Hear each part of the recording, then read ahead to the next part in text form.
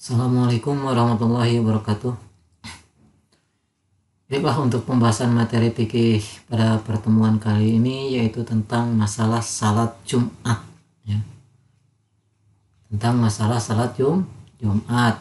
Adapun materi yang akan dibahas kali ini yaitu mulai pengertian dan dasar hukum salat Jumat. Yang pertama, pengertian dan dasar hukum tentang salat Jumat. Yang kedua, syarat wajib salat Jumat. Jadi syarat wajib salat Jumat, siapa saja yang sudah wajib untuk melaksanakan salat Jumat. Yang ketiga, syarat sah salat Jumat. Apakah salat Jumatnya sah atau tidak? Maka nanti harus terpenuhi syarat sah ya. Itu diantaranya materi yang akan kita bahas pada kali ini. Yang kesatu yaitu tentang pengertian dan dasar hukum salat Jumat. Jadi apa yang dimaksud dengan salat Jumat itu? Nah, salat Jumat itu adalah salat yang wajib dikerjakan pada waktu duhur di hari Jumat, yang diawali dengan 2 khutbah. Jadi sekali lagi, salat Jumat itu adalah salat yang wajib dikerjakan pada waktu duhur. Jadi dikerjakannya pada waktu sholat duhur di hari Jumat. Dan juga yang diawali dengan 2 khutbah. Itu yang dimaksud dengan salat Jumat. Nah, dasar hukumnya di sini ialah diantaranya seperti yang terdapat dalam Quran surat Al-Jumu'ah ayat 9. Itu bagaimana? Itu ya ayyuhalladzina amanu idza nudiya lis-sholati min yaumil jumu'ati fas'au ila dzikrillahi wa darul bai'a. Ini dasar hukum diantaranya yang berkenaan dengan salat Jumat. Hai orang-orang yang beriman, jika diserukan kepadamu untuk menunaikan salat di hari Jumat, maka segeralah untuk mengingat Allah dan tinggalkanlah jual beli.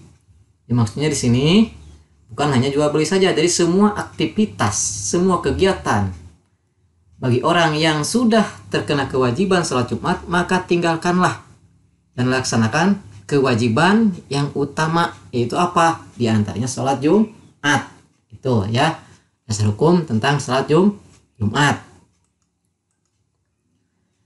Terus melaksanakan salat Jumat hukumnya adalah wajib setiap muslim. Jadi fardu, wajib ain ya kepada setiap muslim kecuali 4 golongan. Siapa?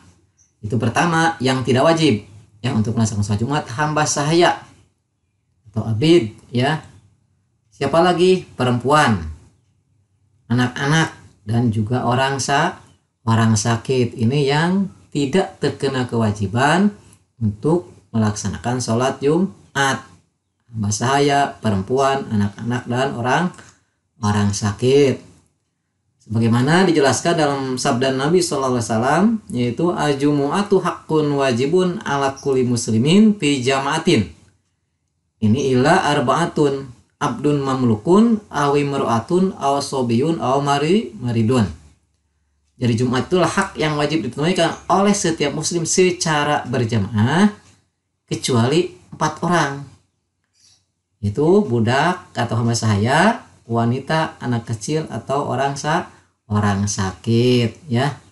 Ini adalah tentang siapa saja yang tidak wajib, atau hadis yang menjelaskan siapa saja yang tidak wajib untuk melaksanakan sholat Jumat.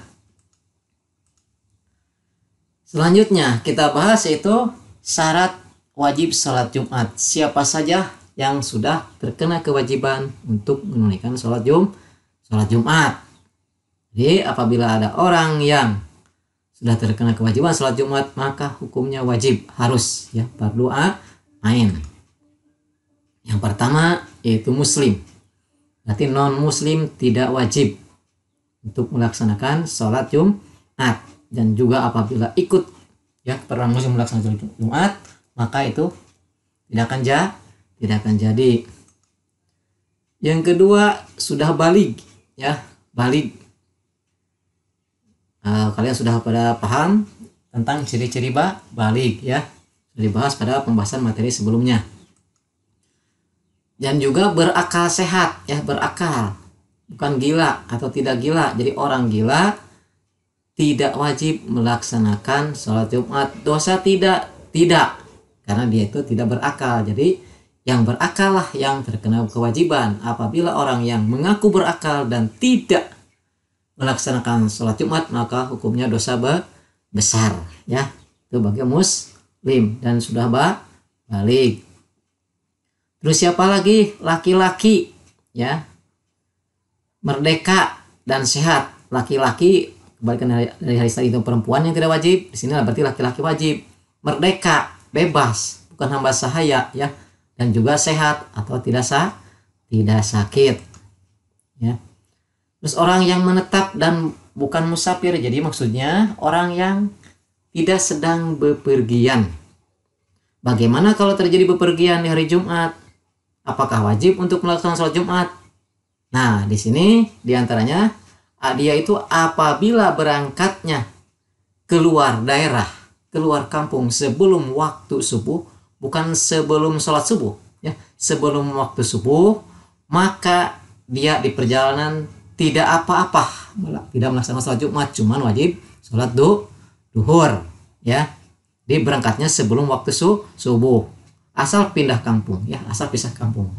Tetapi sebaliknya apabila dia berangkatnya setelah waktu subuh, dimanapun dia, sedang apapun dia, maka wajib melaksanakan sholat Jumat.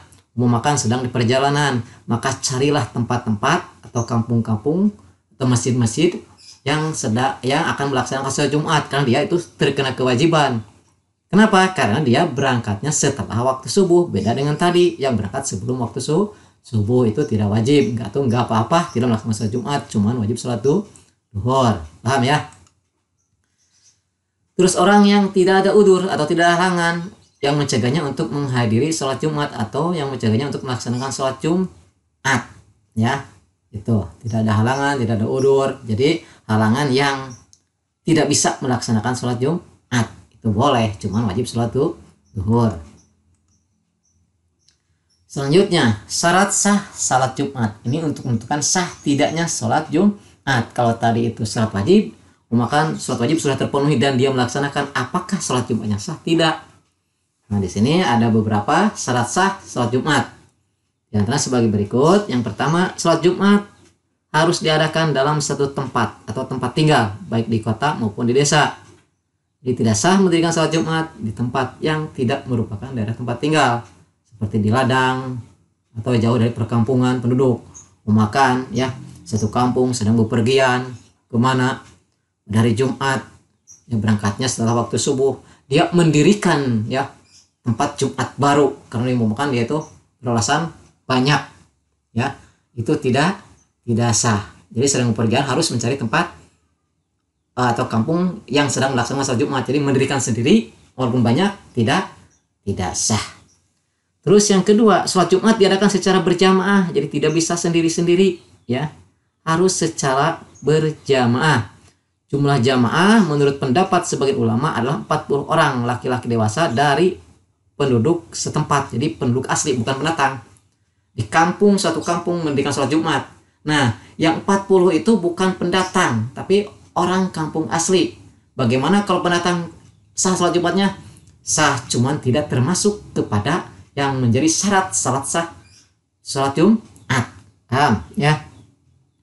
Terus hendaknya dikerjakan pada waktu duhur, ya, tidak bisa pada waktu asar. Bagaimana umpamakan waktu duhurnya umpamakan jam 12, waktu asarnya jam 3 sore, apakah jam 2 sah? Sah saja, ya, karena itu masih termasuk waktu duhur. Dan juga, ya, yang selanjutnya hendaklah dilaksanakan setelah 2 khutbah, ya. Jadi harus khutbah dulu kemudian sholat. Beda dengan Idul Fitri, Idul Adha, sholat dulu kemudian khutbah. Kalau ini khutbah dulu, ya, kemudian sholat Jumat 2 rakaat, ya, itu. Ya, demikianlah pembahasan materi kali ini walaupun secara singkat, ya. Mohon maaf atas segala kekurangan. Assalamualaikum warahmatullahi wabarakatuh.